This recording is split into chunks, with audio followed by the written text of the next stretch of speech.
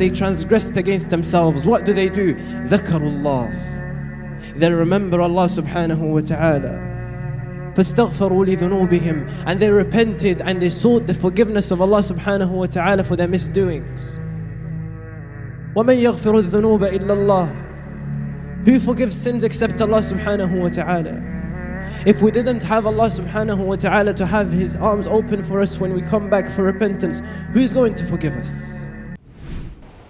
إن الحمد لله نحمده ونستعينه ونستغفره ونستهديه ونتوكل عليه ونعوذ بالله من شرور أنفسنا وسيئات أعمالنا من يهد الله فلا مضل له ومن يضلل فلا هادي له وأشهد أن لا إله إلا الله وحده لا شريك له وأشهد أن محمدًا عبده ورسوله وسيده من خلقه وخليله بلغ الرسالة وأدى الأمانة ونصح الأمة فكشف الله به الغمة. يا أيها الذين آمنوا اتقوا الله حق تقاته ولا تموتن إلا وأنتم مسلمون. يا أيها الناس اتقوا ربكم الذي خلقكم من نفس واحدة وخلق منها زوجها وبث منهما رجالا كثيرا ونساء واتقوا الله الذي تساءلون به والأرحام إن الله كان عليكم رقيبا. يا أيها الذين آمنوا اتقوا الله وقولوا قولا سديدا يصلح لكم أعمالكم ويغفر لكم ذنوبكم ومن يطع الله ورسوله فقد فاز فوزا عظيما. أما بعد. In an authentic hadith, which is one of the greatest ahadith of the Prophet sallallahu alaihi wasallam, despite the shortness of the hadith, and one that contained many wisdoms that the believer must have with them until they reach their final destination and until death hits them. In a piece of advice given by the Prophet sallallahu alaihi wasallam to his beloved companion Mu'adh ibn Jabal. And if you know a thing or two about the relationship between Mu'adh and the Prophet sallallahu alaihi wasallam, then you would know the greatness of the love that the Prophet sallallahu alaihi wasallam had in his heart for Mu'adh. Take this snapshot, for example. One time the Prophet sallallahu alaihi wasallam was walking, he sees Mu'adh, he takes him by the hand and he says to him, Ya Mu'adh, wallahi inni la uhibbuk. Oh Mu'adh, by Allah, I love you. Imagine the Prophet sallallahu alaihi wasallam saying that to one of his companions. And then we know that Mu'adh was one of the young companions from Medina who was extremely knowledgeable. And the Prophet sallallahu alaihi wasallam had extreme trust and faith in him, to the point where he sent him to Yemen to propagate the religion of Allah subhanahu wa ta'ala and to spread Islam to the people of Yemen. Mu'adh. The Prophet sallallahu alaihi wasallam gives an advice to Mu'adh ibn Jabal. And he says, اتق الله حيثما كنت اتق الله حيثما كنت وأتبع السيئة الحسنة تمحها وخالق الناس بخلق حسن. Fear Allah, have taqwa of Allah, have piety of Allah subhanahu wa ta'ala wherever you are. We constantly hear this word, taqwa, ittaqillah. We mentioned it already a few times when we started the khutbah today.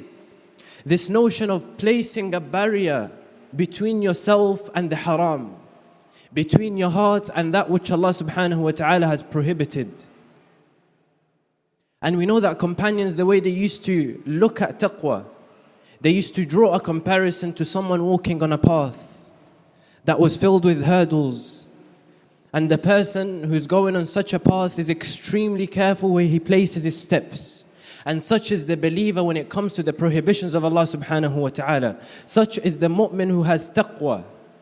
He is constantly careful and watchful of where he places his next step in the eyes of Allah subhanahu wa ta'ala, because he does not want and he does not wish to be in a place where Allah subhanahu wa ta'ala does not want for him to be. وَلَقَدْ وَصَّيْنَا الَّذِينَ أُوتُوا الْكِتَابَ مِنْ قَبْلِكُمْ وَإِيَّاكُمْ أَنِ اتَّقُوا اللَّهِ. We have commanded yourselves and the ones who were given the book before you to have piety of Allah subhanahu wa ta'ala. If we were to summarize the meaning that is meant to be placed in the heart of the believer at all times, it's piety.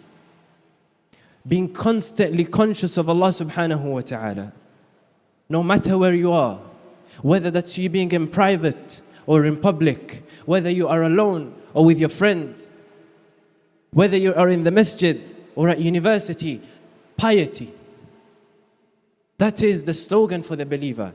اتق الله حيثما كنت. Fear Allah subhanahu wa ta'ala wherever you are. And then the Prophet sallallahu alaihi wasallam proceeds his advice to Mu'adh and he says, وَأَتْبِعِ السَّيِّئَةَ الْحَسَنَةَ تَمْحُهَا. And he says to him, when you commit a sin, make sure that you do a good deed after the sin, so that it may erase the sin that you have committed.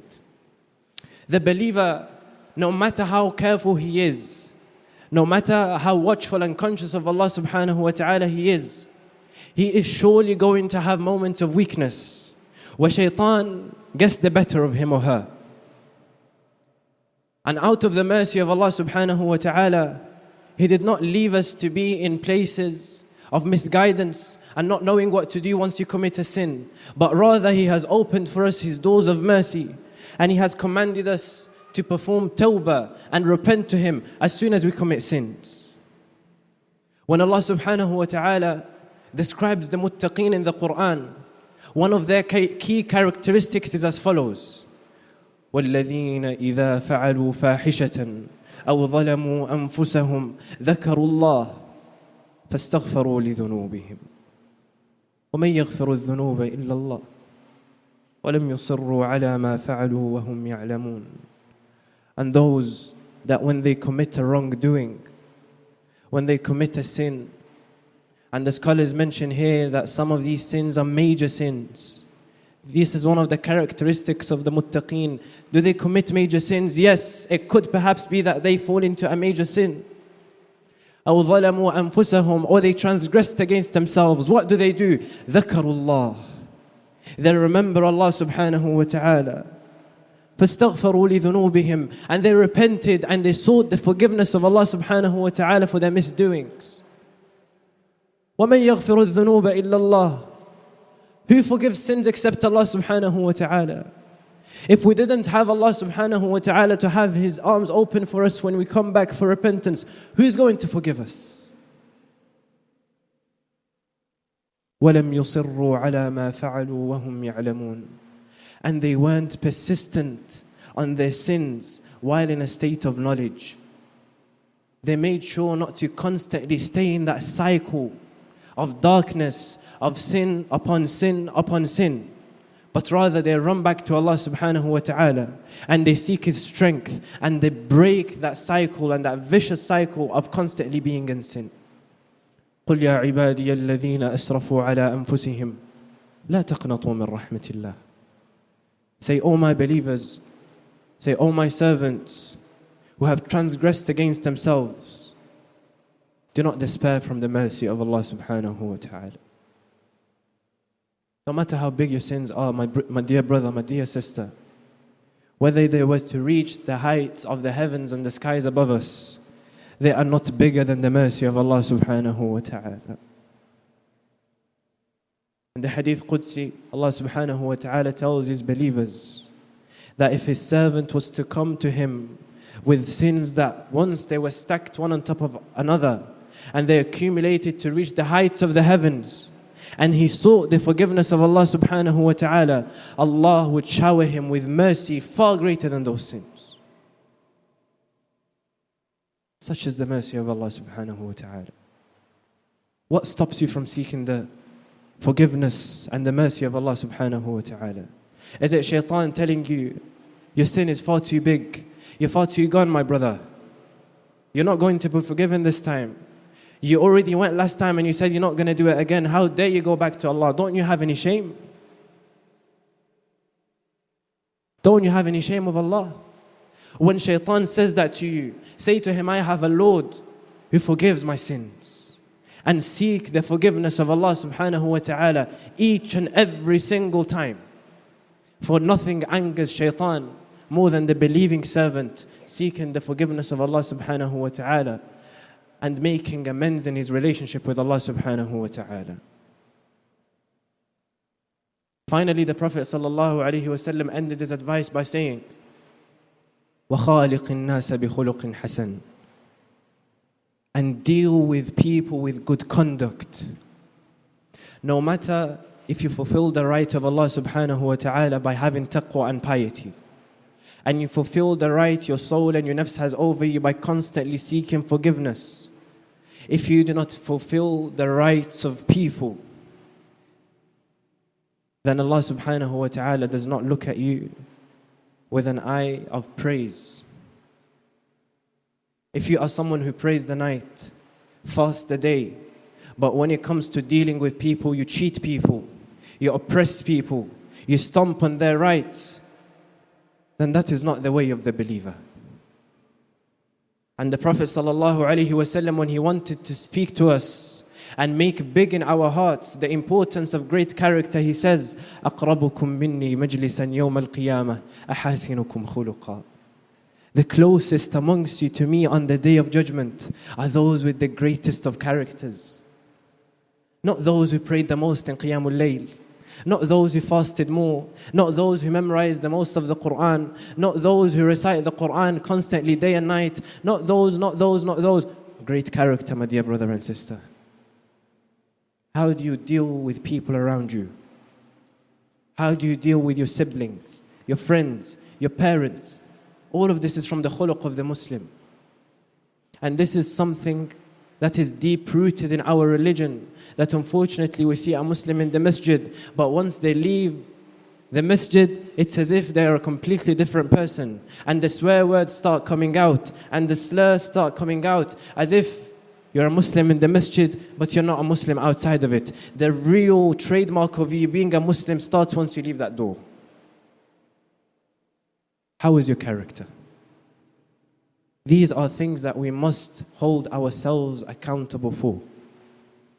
All of these three tenets, all of these three rights, the right of Allah subhanahu wa ta'ala over us, the right of ourselves over ourselves, and the right of people over us, these are things we must hold ourselves accountable for. Because if we don't hold ourselves accountable today, Allah subhanahu wa ta'ala is going to hold us accountable tomorrow.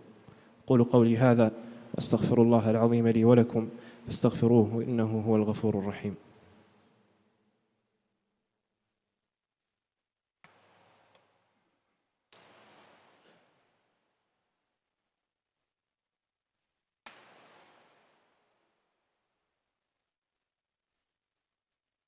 بسم الله الحمد لله والصلاة والسلام على خير خلق الله وعلى آله وصحبه ومن والاه أما بعد. We're speaking about the rights of people.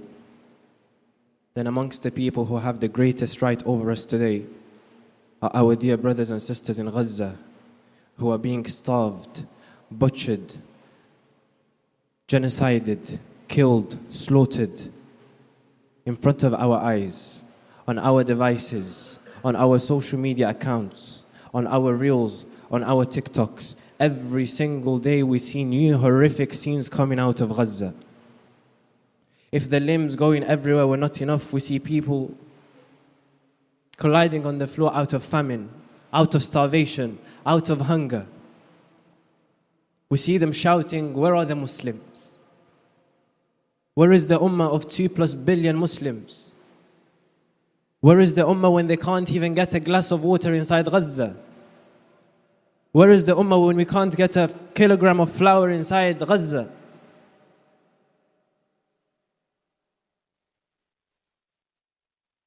How dare we? This is one of the darkest moments for the ummah in the entirety of history. It was never known that a group of Muslims, more than 1.5 million Muslims in Gaza, who are being butchered and killed for more than a year and a half, going through all of that without any real support from their Muslim brothers. Where is the brotherhood of Islam? Where is the brotherhood of Islam? Where is the hadith of the Prophet sallallahu alaihi wasallam, where he mentions that the ummah is like one body? If one part of the body is sick, then the rest of the body stays awake at night, feeling the pain. Have you felt the hunger of the people of Gaza? Did you forsake one of your 3 delicious meals that you eat every single day out of feeling the pain of your dear brother and your dear sister in Gaza?